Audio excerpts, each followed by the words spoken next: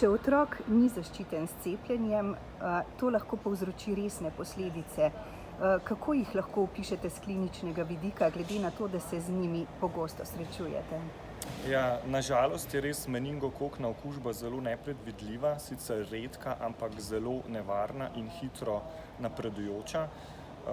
Na začetku v bistvu lahko izgleda kot ponavadi zaradi tega, ker je to tudi v sezoni gripe, se pravi v zimskem, zgodnjem spomladanskem času, lahko to izgleda kot nek začetek gripe. Se pravi, otrok zboli z nenadno visoko vročino, lahko je jokav, neješč.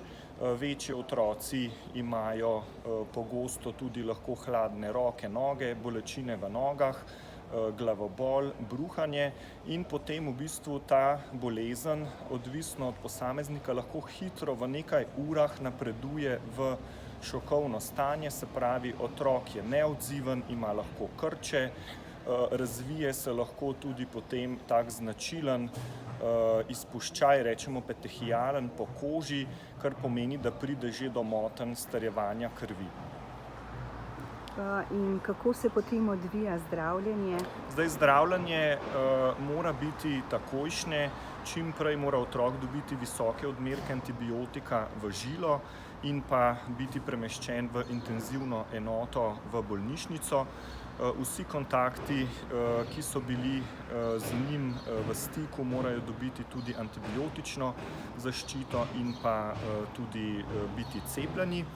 Je pa v bistvu kljub temu, da bolezen hitro začnemo zdraviti, še vedno smrtnost v bistvu visoka, tudi pri nas na primer 10%, po literaturi tudi do 15–20% in pa kljub temu, da otrok preživi, ima lahko dolgoročne posledice v 1/5 primerov, ki se kažejo lahko ali z brazgotino na koži, lahko pride do izgube roke, noge, lahko pa tudi do nevroloških posledic, kot so na primer epileptični napadi kasneje, lahko so otroci slabše slišijo, so celo gluhi, okvara vida, tako da je bolezen res zelo huda. So pa v bistvu ugotovili, da Angleži, na primer, ki imajo zelo veliko primerov te bolezni in ki so tudi 2015 uvedli cepljenje proti tej okužbi v program, da edina v bistvu učinkovita stvar je v bistvu cepljenje. Ker tudi če smo zelo pozorni na te znake, je bolezen lahko pri določenih otrocih tako hitro napredujoča, da tudi takojšnja terapija, zdravljenje ne pomaga. In kako pogosta je pri nas tovrstna obolevnost? Rekli ste, da pač ni zelo pogosta, pa vendar koliko primerov na letni ravni obravnavate? Na letni ravni v bistvu je v Sloveniji tam od 8 do 20 primerov, odvisno tudi od sezone.